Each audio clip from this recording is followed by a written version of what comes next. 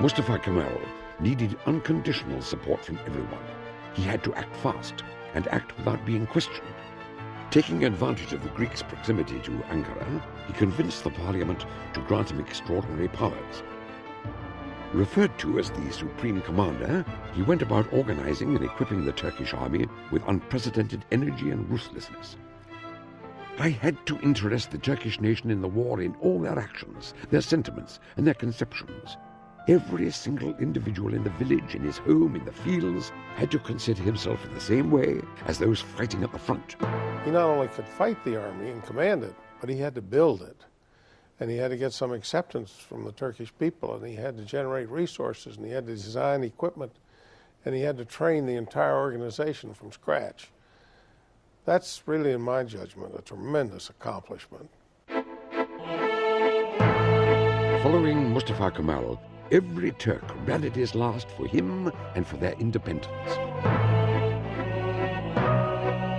After the Greek armies advanced to within 51 kilometers of Ankara, everything rested in the fight that would take place on the banks of the river Sakarya.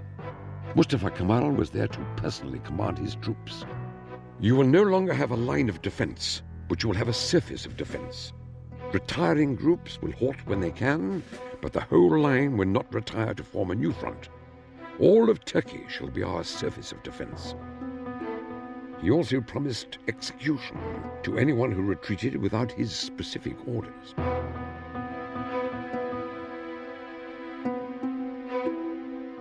Under Mustafa Kemal's leadership, Turks were ready to make their stand.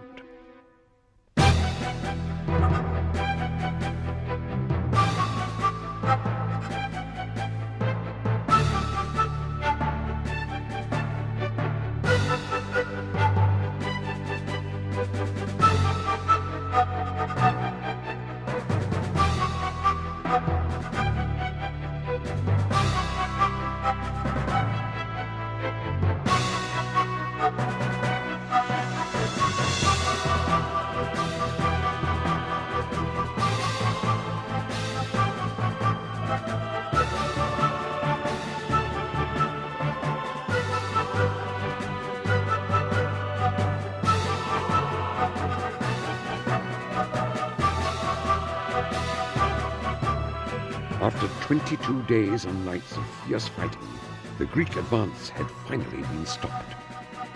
The stand was so successful that not only did the Greeks pull back from the Sakarya, but they never again tried to reach the Sakarya. Instead, they fell back in disorder and never again were a serious threat to the national movement. Mustafa Kemal was given the title of Marshal by the parliament. His reputation not only spread within the country, but also in the east, among the colonies of the British Empire. Within 2 years of his arrival in Anatolia, Mustafa Kemal was able to open a parliament, recapture Turkish territories in the east and the south, break the unity of the Allies, and isolate the Greeks. He felt stronger and more confident than ever. What remained was the last blow against the Greeks and their British sponsors. The rebel was about to become the savior he had always dreamed of. As Mustafa Kemal prepared for his decisive attack against the Greeks, his life, as well as the city of Ankara, were changing. The newly formed Soviet Union had opened an embassy in the city, while many other government buildings were also being erected. Fikriye, with her unshakable devotion for Mustafa Kemal, made a warm home life for him, while many people joined him nightly to discuss his plans for the future of the country.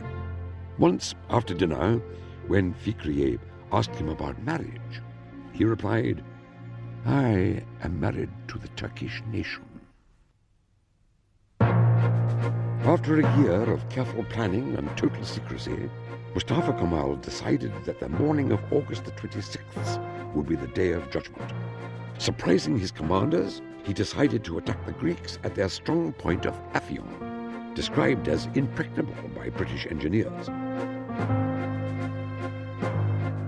Gathering his troops in secret and devising some false maneuvers to mislead the enemy, he prepared for battle.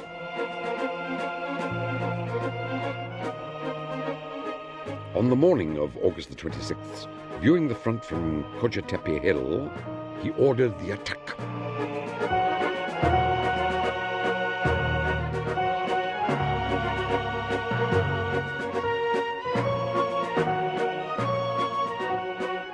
Victory was immediate. With a swift, ferocious attack by the Turkish army, the Greeks were taken by total surprise. Within 3 days, the Greek commanders had been captured, and the Turkish troops were on their way to liberate Izmir, where the Greeks had landed 3 years before. Leading his troops and exuding a wave of energy and confidence, Mustafa Kemal, by August the 31st, had erased the Greeks' mega idea, which had envisioned the re-establishment of the Byzantine Empire. In relentless pursuit of the retreating Greek army, Turkish troops entered Izmir on September the 9th, 1922. After the re-entry of Turkish troops into Izmir, Lloyd George fell from power, and politically the British establishment had started revising its plans for the Near East, returning to the traditional idea that Turkey, and not Greece, was the strong regional power. In Greece, of course, a disaster, a revolution. The generals and the prime minister shot, eventually the fall of the monarchy. Acknowledged as the savior, Mustafa Kemal was the most powerful, most revered man in the country. He was offered the positions of Sultan and Caliph to sit at the throne of the Ottoman dynasty. But he had other plans in mind.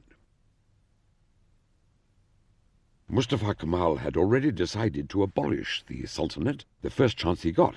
Again, the Allies would provide the opportunity. They invited both the Sultan's government in Istanbul and the Turkish nationalist government in Ankara to send a joint delegation to Lausanne to renegotiate the treaty. Well, after having defeated everybody, Mustafa Kemal was not going to share the government of Turkey with the government in Istanbul that had cooperated with the Allies. Taking advantage of the situation, Mustafa Kemal explained to the delegates that the only government which represented the people and acted on their will was the Ankara government. Not wanting to hurt the religious sentiments of the deputies, he proposed to separate the Sultanate from the Caliphate and abolish the former. Heated arguments broke out. At one point, the discussions became so intense as to force Mustafa Kemal to remark, "If the proposition is not accepted, some heads will be cut off." It was sufficient. The Sultanate was abolished. Ending the anomaly of two governments, Mustafa Kemal turned his eyes to the Lausanne Peace Conference, where his newly appointed foreign minister, İsmet, represented the nationalists. Acting on strict orders from Mustafa Kemal himself, İsmet made it clear to the Allies that they were dealing with a new government, which demanded equality and respect. After months of deliberation, the Turkish delegation was able to gain Turkey's complete independence in political, economic, and military matters. The country's borders, with only slight modifications, were those that Mustafa Kemal had presented in 1907 and later named in the National Pact.